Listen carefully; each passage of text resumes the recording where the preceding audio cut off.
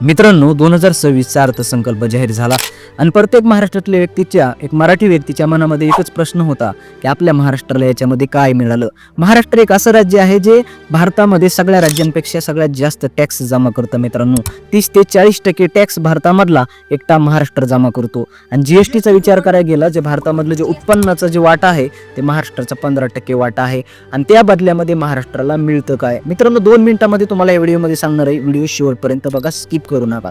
मित्रांनो, विचार करा, आपण जर 100 रुपये कमवून जर केंद्र सरकारच्या तिजोरीमध्ये दिले तर त्याच्यापैकी महाराष्ट्राला परताव्यामध्ये आपल्या इथल्या प्रकल्पाच्या विकासासाठी, महाराष्ट्राच्या विकासासाठी फक्त 7 रुपये भेटतात.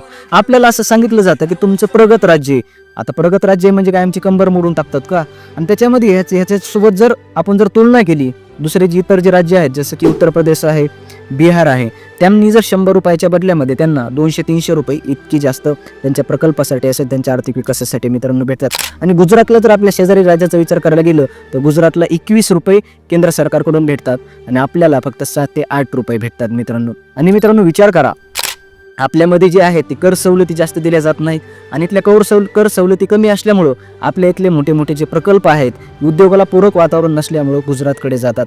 जसं वेदांता गेला, फोक्सकॉन गेला आणि टाटाचा एअरबस प्रकल्पही गेला.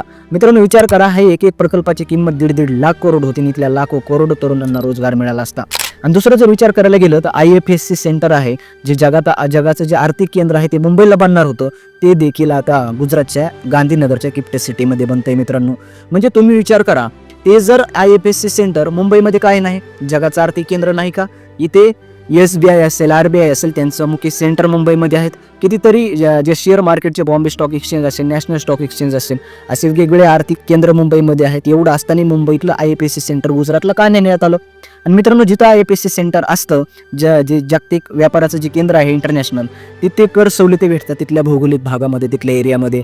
म्हणजे आता इथले जे आर्थिक केंद्र आहे ते बी कर सवलतीमुळे तिकडे हलवले जातील गुजरातला, असंही होऊ शकतं भविष्यामध्ये. मग ह्या 2026च्या बरं ते तिथं झालं IFSC सेंटर. मग 2026च्या ह्या जे अर्थसंकल्प होता त्याच्यामध्ये मुंबईसाठी एक IFSC सेंटर जाहीर करण्यात यायला पाहिजे होतं.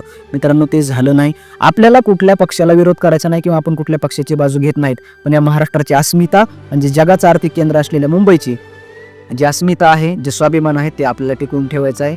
व्हिडिओ आवडला असेल तर लाईक करा, फॉलो करा मित्रांनो. प्रत्येक मराठी माणसापर्यंत ही माहिती शेअर करा. थँक्यू.